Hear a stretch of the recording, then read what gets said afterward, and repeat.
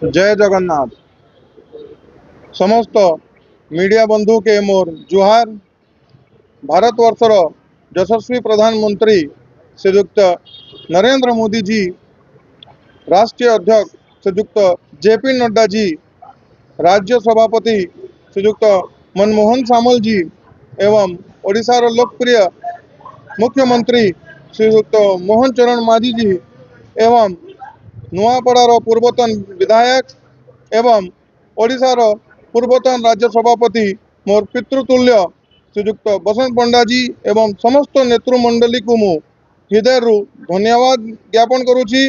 मते भारतवर्षर सबुरु बड़ दल भारतीय जनता पार्टी दल रे सामिल करबा पाई मु भारतीय वर्षर यशस्वी प्रधानमंत्री का आदेश रु प्रभावित होइकरी तांको विकसित भारत एवं विकसित ओडिशार स्वप्न और लक्ष्य के साकार करबा पाई एवं नीति आदर्श और विचारधारा रे प्रभावित होई भारतीय जनता पार्टी रे मु शामिल होइछि।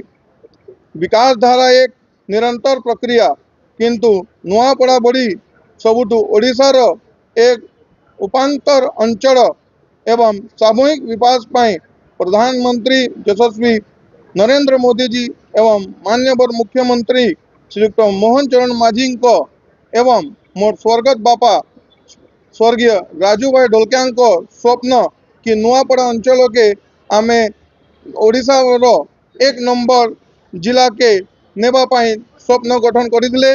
सेति पाई मोर योगदान निश्चित रूप रे रहिबो। शेष रे मोर बापर अधूरा स्वप्न एवं तांको जीवन सारा जे समाज सेवा करी आसुथिले से समाज सेवा के मु मोर श्रद्धांजलि सभा एवं दशा घर रे मु शपथ नहीं छे कि मोर अंतिम श्वास पर्यंत समाज सेवा ही मोर दृढ़ संकल्प रहिबो एवं मु नुआपड़ावासी को मोर जुहार एवं कोटि कोटि प्रणाम जणाई करी दल मोटे जे कोनोसी दायित्व देबे मु निष्ठा सहित पालन करिमि। जय जगन्नाथ।